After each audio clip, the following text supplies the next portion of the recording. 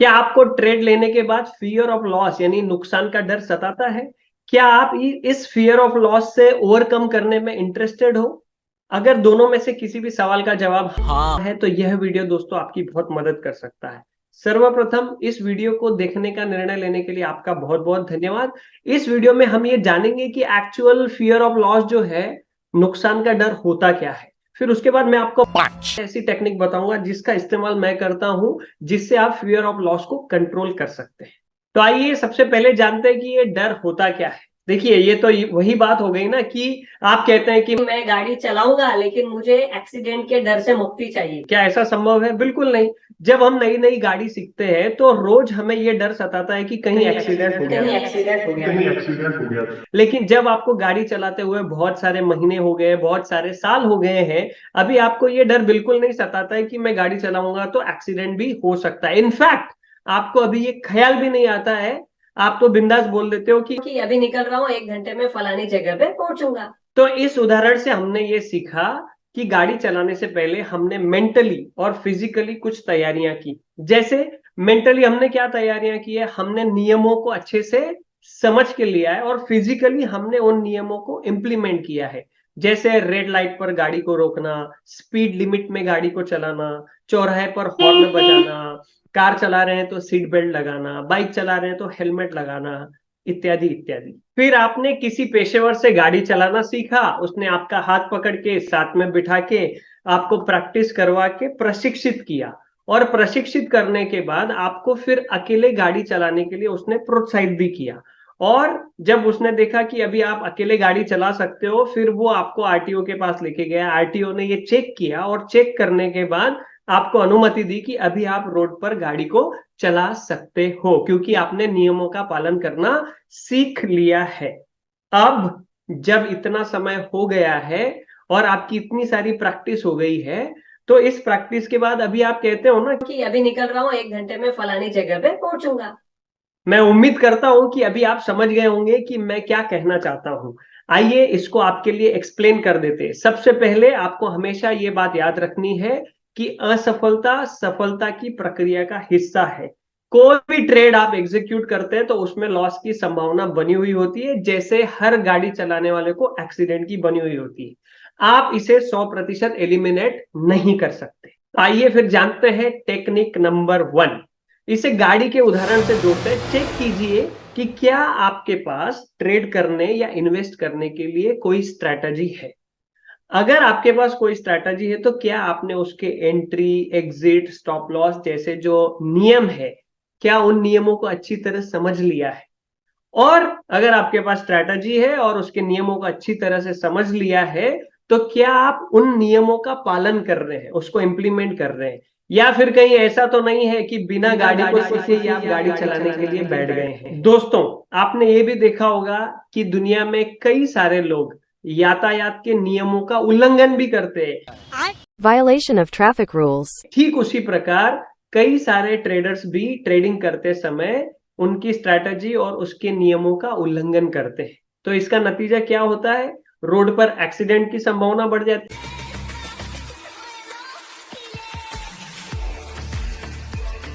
है, ट्रेडिंग में लॉस की संभावना बढ़ जाती है। तो टेक्निक नंबर 1 हमेशा याद रखिए कि आपके पास एक अच्छी स्ट्रैटेजी हो, उसके नियमों को आप अच्छी तरह से समझ लें और फिर उनका ट्रेडिंग करते समय पालन करें। टेक्निक नंबर 2, क्या आप YouTube पर वीडियो देखकर कार चलाना सीख सकते हैं? उत्तर है हाँ, सीख सकते हैं। लेकिन YouTube देखकर कार चलाने में एक्सीडेंट की संभावना हाई है या लो? ऑफ कोर्स वो हाई है, ज्यादा है।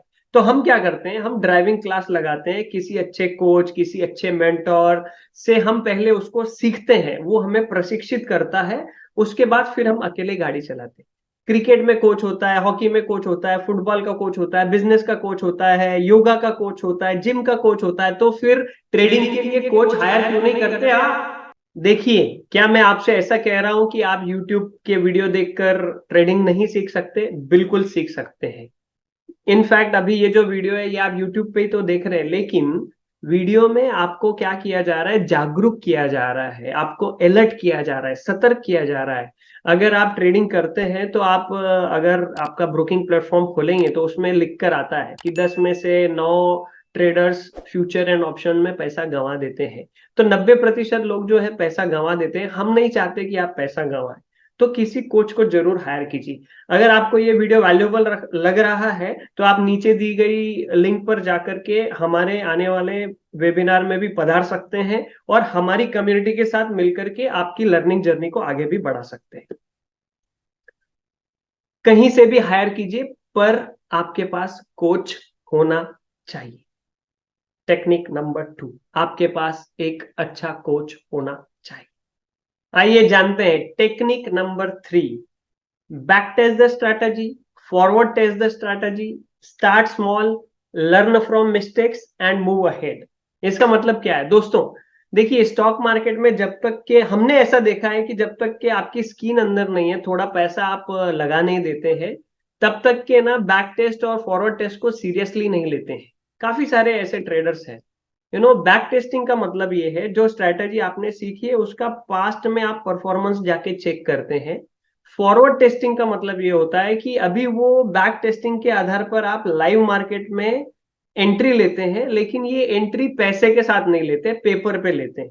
और आप चेक करते हैं कि लाइव मार्केट में इस स्ट्रैटेजी का परफॉर्मेंस जो है वो कैसे चल रहा है।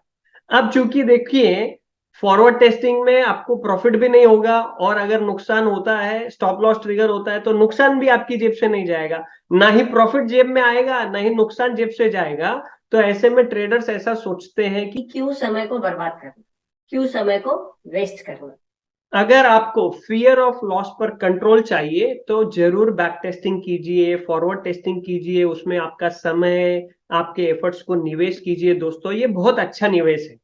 अदरवाइज क्या होता है कि अगर आप रियल मनी से निवेश करेंगे तो नुकसान की संभावना ज्यादा हो जाएगी, और ज्यादा नुकसान हो गया तो फिर आप फ्रस्ट्रेट होने लगेंगे, है ना। गाड़ी चलाने से पहले गाड़ी चलाने की प्रैक्टिस तो कर लो। हेलो। तो फिर आप एक्सीडेंट की संभावनाओं को कम कर सकते हो, तो फियर ऑफ लॉस जो है वो कंट्रोल में आ जाएगा। सो टेक्निक नंबर 3 क्या है? बैक टेस्ट कीजिए, फॉरवर्ड टेस्ट कीजिए, फिर छोटा सा start small, and then learn from mistake and move ahead. Technique number 4, technique number 3 का सीक्वल है स्टार्ट स्मॉल। मान लीजिए आपके पास 10 लाख रुपए हैं, तो 10 लाख रुपए के ट्रेड करने की आवश्यकता नहीं है। आप उसको 5 हिस्सों में विभाजित कर दीजिए। लेट से 2-2 लाख रुपए के 5 हिस्से, 20%। और अब आप सिर्फ उस 2 लाख रुपए का ट्रेड ही एग्जीक्यूट करेंगे, और उस 2 लाख के ट्रेड में भी आप आपका रिस्क कंफर्ट जोन क्या है वो प्रतिशत डिसाइड करेंगे। फॉर एग्जाम्पल, मान लीजिए आपका रिस्क कंफर्ट जोन 1% है, तो 2 लाख रुपए का 1% यानी हुआ 2,000 रुपए। तो जब आप 2 लाख रुपए का ट्रेड एग्जीक्यूट करेंगे, उसको 2,000 रुपए का स्टॉप लॉस लगाएंगे, अगर आपका नुकसान हो जाता है तो आप वहां से एग्जिट हो जाएंगे। रिमेनिंग 1,98,000 आपके डीमैट अकाउंट में वापस आ जाएंगे। अब आपकी कैपिटल थी 10 लाख रुपए, आपने ट्रेड किया 2 लाख रुपए का, और रिस्क लिया 2,000 की।